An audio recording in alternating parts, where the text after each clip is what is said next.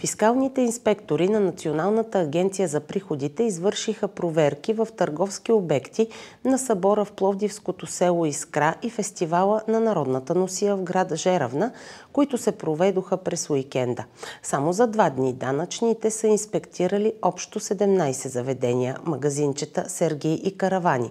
Служителите на звеното за фискален контрол са установили 27 нарушения, 10 в село Искра и 17 в Жеравна, като те са свързани предимно с неиздаване на касова бележка, липса на фискално устройство и разминаване между маркираните на касовия апарат суми и наличностите в касата.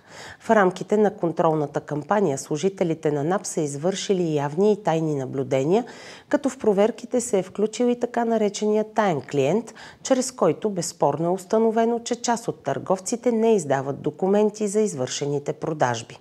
Георги Димов, заместник изпълнителен директор на НАП, напомни на търговците, че служителите на приходната агенция са на разположение да им разяснят как се прилага законодателството.